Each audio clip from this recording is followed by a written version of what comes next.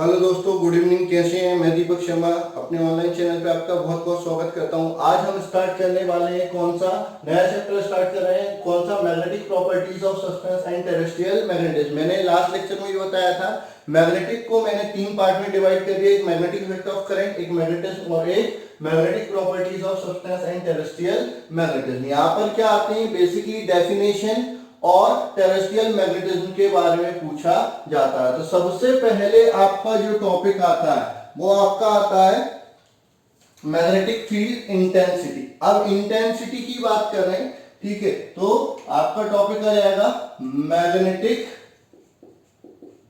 Field intensity या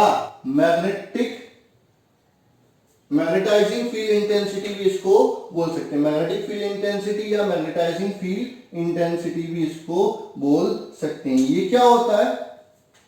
the capacity of magnetic field to magnetise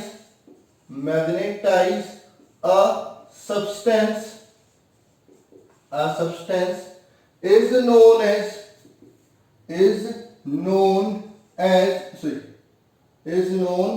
as magnetic field intensity.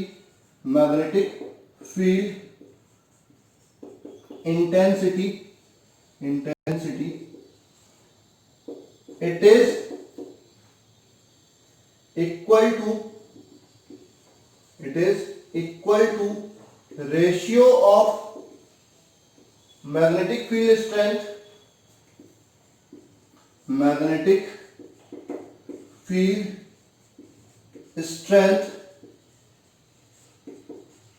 with absolute permeability। ठीक है, आपका magnetic field intensity या magnetising field intensity क्या बताता है? कैपेसिटी बताता है किसकी? मैग्नेटिक फील्ड की, कि वो किसी सब्सटेंस को कितना मैग्नेटाइज कर सकता है। ठीक है, और ये क्या होता है? रेशियो होता है किसका? मैग्नेटिक फील्ड स्ट्रेंथ या मैग्नेटिक इंडक्शन या मैग्नेटिक फ्लक्स डेंसिटी का किसके साथ? एब्सोल्यूट परमियाबिलिटी के साथ होता है। ठीक है, it is denoted by capital H। ठीक है, तो आपका क्या हो जाएगा?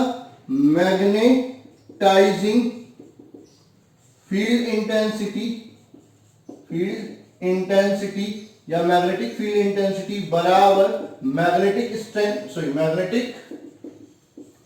Field strength upon absolute permeability. ठीक है, तो H बराबर क्या हो जाएगा? B upon mu zero.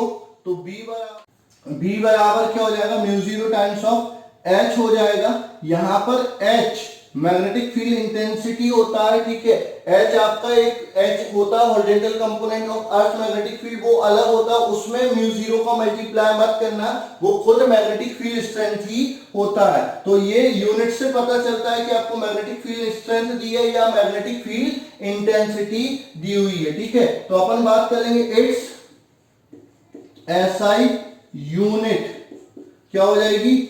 Ampere per metre. इसकी जो SI यूनिट क्या हो जाएगी? एम्पियर पर मीटर हो जाएगा। डायमेंशनल फॉर्मूला क्या हो जाएगा आपका? L-1A। इसका क्या हो जाएगा? डायमेंशनल फॉर्मूला हो जाएगा। CGS unit, magnetic field strength की CGS यूनिट क्या थी? गॉस। इसकी क्या होती है? ऑरस्टेड होती है। क्या होती है? ऑरस्टेड होती है। ठीक है, तो SI यूनिट हो गई, CGS यूनिट हो गई। अब अपन बात करते हैं, ये हो गई आपकी मैग्नेटिक फील्ड इंटेंसिटी। इसके बाद अपन बात करते हैं किसकी? इंटेंसिटी ऑफ मैग्नेटाइजेशन की। ठीक है, तो अगली हेडिंग आपकी आएगी इंटेंसिटी ऑफ मैग्नेटाइजेशन। क्या होता है इंटेंसिटी ऑफ मैग्नेटाइजेशन, उसके बारे में अपन डिस्कस कर लेते हैं। तो अगली हेडिंग आप बिल्कुल लिखेंगे इंटेंसिटी ऑफ मैग्नेटाइजेशन। मैग्नेटाइजेशन, ठीक है, हेडिंग लिखेंगे इंटेंसिटी ऑफ मैग्नेटाइजेशन, ठीक है, इंटेंसिटी ऑफ मैग्नेटाइजेशन, ठीक है। तो ये क्या होती है, ये कैपेबिलिटी होती है मैग्नेटिक सब्सटेंस की।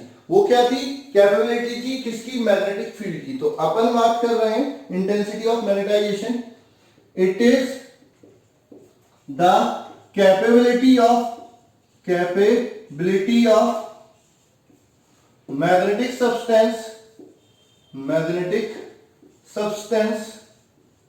substance to get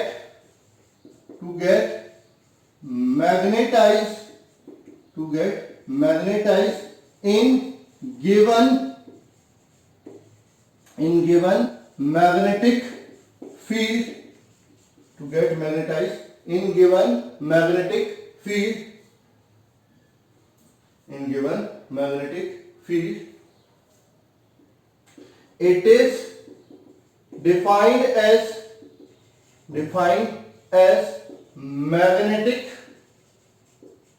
movement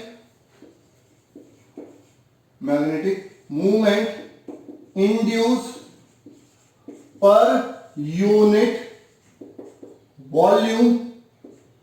It is defined as magnetic movement induced per unit volume. It is denoted by I, ठीक है, it is denoted by I। तो आपका अगर क्या बोलते हैं कि इंटेंसिटी ऑफ मैग्नेटाइजेशन पूछते हैं कि भाई इंटेंसिटी ऑफ मैग्नेटाइजेशन क्या होता है, तो ये कैपेबिलिटी होती है किसकी, मैग्नेटिक सब्सटेंस की, कि वो कितना मैग्नेटाइज हो सकता है। मैग्नेटिक फील्ड इंटेंसिटी कैपेबिलिटी होती है किसकी, मैग्नेटिक फील्ड की, वो कितना मैग्नेटाइज कर सकता है। इसको ऐसे समझो, मान के चलो एक मैं हूं, मैं मैग्नेटिक फील्ड हो गया, तुम या फिर कोई भी दूसरा स्टूडेंट क्या हो गया, मैग्नेटाइजिंग फील्ड इंटेंसिटी ऐसे सब्सटेंस हो गया, मैग्नेटिक सब्सटेंस हो गया। मैं उसको कितना मार सकता हूं, ये मेरी कैपेबिलिटी है। वो कितना मार खा सकता है, ये उसकी कैपेबिलिटी। तो मैं कितना मार सकता हूं, वो हो गई आपकी magnetic field intensity, capability of magnetic field. वो कितना खा सकता है, वो क्या हो जाएगी, इंटेंसिटी ऑफ मैग्नेटाइजेशन। इनमें से जो मिनिमम होगा उतना सब्सटेंस क्या हो जाएगा, मैग्नेटाइज हो जाएगा। जैसे मैं 10 थप्पड़ ही मार सकता हूं, तो मैं 10 ही मारूंगा, 10 से 11 मार ही नहीं सकता, मेरी हिम्मत ही नहीं है उतना।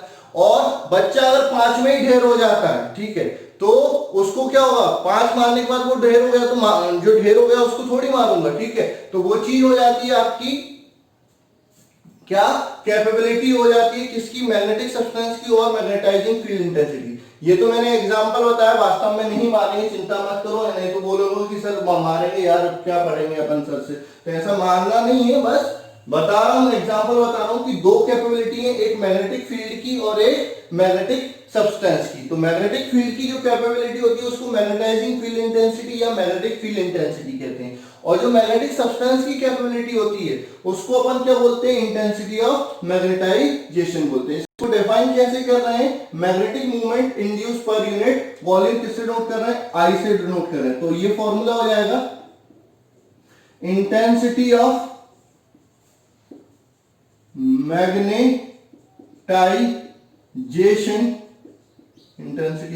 मैग्नेटाइजेशन बराबर magnetic movement per unit volume, ठीक है। तो I बराबर capital M upon V, its unit, ठीक है। इसकी यूनिट क्या हुई, इट्स यूनिट, इसकी यूनिट क्या होती है, ampere metre square, magnetic movement की वॉल्यूम की मीटर क्यूब। तो ये हो जाएगा एम्पियर पर मीटर। तो उसकी यूनिट और इसकी यूनिट क्या हो जाएंगी, सेम हो जाएगी। उसकी यूनिट भी एम्पियर पर मीटर थी, इसकी यूनिट भी एम्पियर पर मीटर हो जाएगी। डायमेंशनल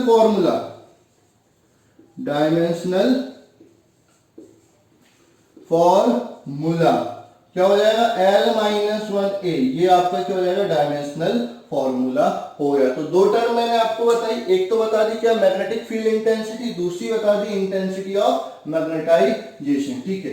अब अगली टर्म जो आती है वो आपकी आती है मैग्नेटिक ससेप्टिबिलिटी। क्या आती है? Magnetic susceptibility. ठीक है, अगली हेडिंग लिखेंगे magnetic susceptibility.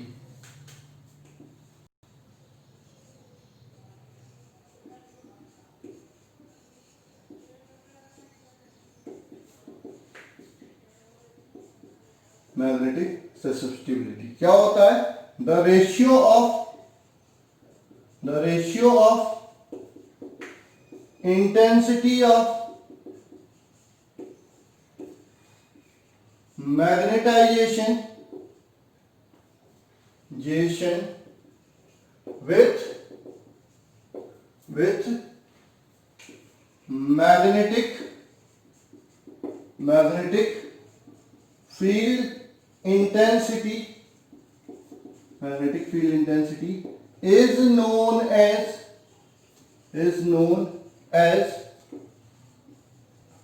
magnetic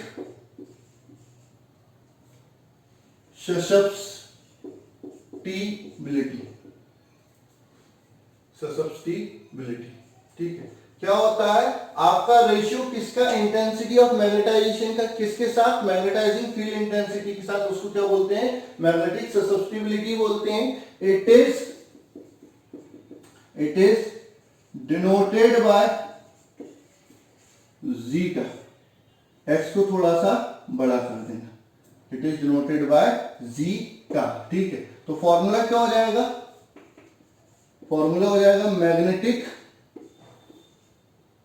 susceptibility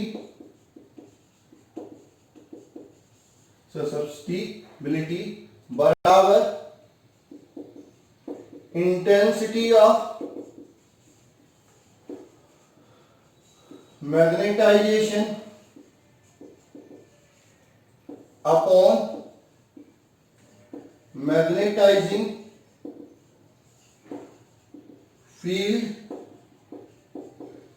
intensity of magnetization upon magnetizing field intensity. तो जीटा बराबर क्या हो जाएगा? I upon H. I intensity of magnetization हो जाती है और एच मैग्नेटिक फील्ड इंटेंसिटी या मैग्नेटाइजिंग फील्ड इंटेंसिटी। ठीक है, it is unitless quantity. ठीक है, क्योंकि उसकी ऊपर की यूनिट भी क्या होगी? Ampere per metre. नीचे की यूनिट भी क्या होगी? Ampere per metre. तो एम्पियर पर मीटर से एम्पियर पर मीटर क्या हो जाएगा? कैंसिल हो जाएगा। तो इट इज यूनिटलेस क्वांटिटी और it is dimension less quantity. ठीक है, या फिर इसका जो डायमेंशनल फॉर्मूला होगा वो क्या हो जाएगा? m0 l0 t0 a0। ये इसका डायमेंशनल फॉर्मूला हो जाएगा। तो ये हो गया आपका मैग्नेटिक ससेप्टिबिलिटी। ठीक है, अब अपन बात करते हैं किसकी? मैग्नेटिक इंडक्शन की। किसकी बात करते हैं बेटा? मैग्नेटिक इंडक्शन की बात कर लेते हैं। किसकी बात कर लेते हैं? मैग्नेटिक इंडक्शन या मैग्नेटिक फील्ड स्ट्रेंथ को ही मैग्नेटिक इंडक्शन अपन बोलते हैं या मैग्नेटिक फ्लक्स डेंसिटी बोलते हैं। ठीक है, तो आपका अपन बात कर रहे हैं मैग्नेटिक इंडक्शन। ठीक है, मैग्नेटिक इंडक्शन क्या होता है? The total number of magnetic field line passes through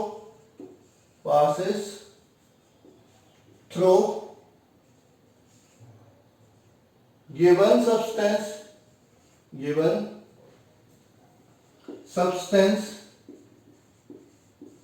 is known as magnetic induction. ठीक है, किसी सब्सटेंस के अंदर कितनी मैग्नेटिक फील्ड लाइन जा रही है उसका क्या कहलाता है? मैग्नेटिक इंडक्शन कहलाता है। ये मान के चलो मैग्नेटिक सब्सटेंस है, इसको एक्सटर्नल मैग्नेटिक फील्ड में रख दिया क्या? B0 में। ठीक है, अब क्या होगा? इस मैग्नेटिक सब्सटेंस में भी कुछ मैग्नेटिक फील्ड इंड्यूस हो जाएंगे। तो इसके अंदर जो मैग्नेटिक फील्ड इंड्यूस होंगी, मतलब टोटल मैग्नेटिक फील्ड लाइन जो होंगी बी, ठीक है। It is denoted by B, ठीक है। तो बी बराबर क्या हो जाएगा, B zero plus B M, ठीक है। बी जीरो क्या है, जो अपन ने मैग्नेटिक फील्ड लगाई है वो हो जाएगा, और बी एम इसमें जो इंड्यूस हो जाएगा, ठीक है। तो वेयर बी जीरो बराबर म्यू जीरो इंटू एच, और बी एम बराबर म्यू जीरो आई, ठीक है। आई कैपेबिलिटी हो जाती है मैग्नेटिक सब्सटेंस की, और एच क्या हो जाती है, कैपेबिलिटी ऑफ मैग्नेटिक फील्ड की, ठीक है। तो यहां से बी बराबर क्या हो जाएगा, mu zero H plus mu zero I. अपन क्या करेंगे, बी बराबर म्यू जीरो कॉमन ले लेंगे, क्या बचेगा, एच प्लस आई। कई लोग एच को भी क्या ले लेते हैं, कॉमन ले लेते हैं। तो बी बराबर mu zero H one plus I upon H हो जाता है। तो बी बराबर mu zero H one plus zeta हो जाएगा। तो ये आपकी मैग्नेटिक इंडक्शन, ठीक है। Its SI unit is tesla, तीसरे नोट करते हैं, और न्यूटन पर एम्पियर मीटर, ठीक है, और वेबर पर मीटर स्क्वायर, ठीक है। उसके बाद डायमेंशनल फॉर्मूला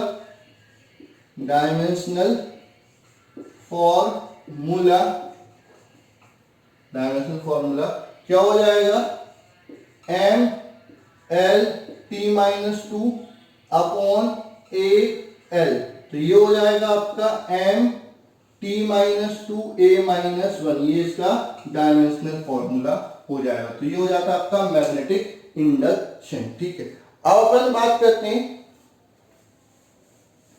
एब्सोल्यूट परमियाबिलिटी की। किसकी बात कर लेते हैं बेटा, एब्सोल्यूट परमियाबिलिटी की बात कर लेते हैं। तो अगली हेडिंग लिखेंगे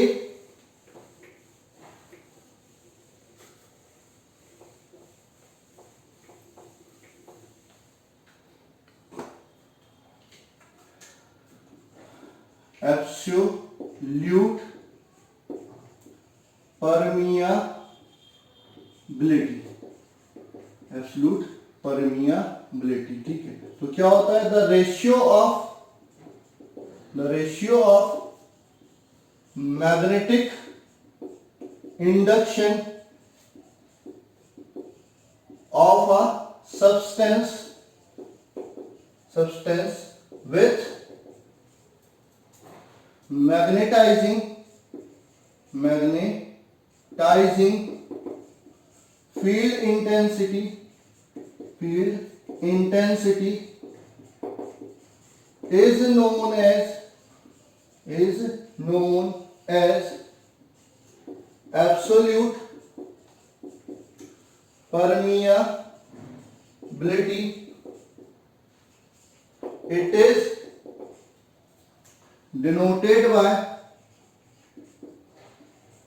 by म्यू, ठीक है। तो फॉर्मूला क्या हो जाएगा, एब्सोल्यूट परमियाबिलिटी बराबर magnetic induction upon magnetic field intensity.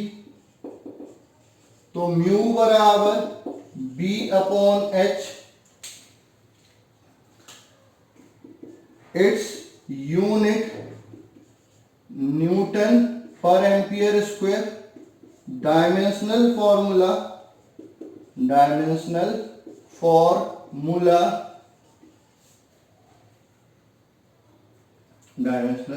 Formula क्या हो जाएगा आपका, M L T minus two A minus two, ये इसका डायमेंशनल फॉर्मूला है, ठीक है। ये आपकी एब्सोल्यूट परमियाबिलिटी हुई। इसके बाद अपन बात करते हैं relative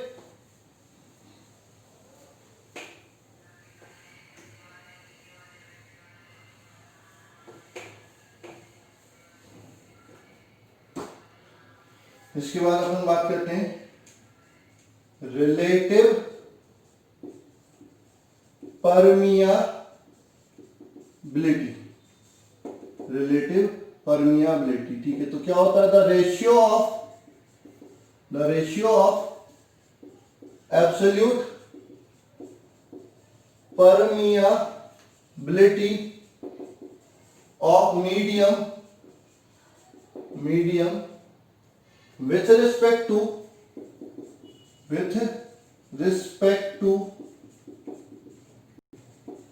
absolute permeability of air or vacuum is known as relative permeability, ठीक है। आपका रिलेटिव परमिएबिलिटी क्या होती है, किसी मीडियम की एब्सोल्यूट परमिएबिलिटी में एयर या वैक्यूम की एब्सोल्यूट परमिएबिलिटी से डिवाइड कर दो तो क्या मिल जाएगी, रिलेटिव परमिएबिलिटी मिल जाएगी। It is denoted by mu zero, ठीक है। तो रिलेटिव परमिएबिलिटी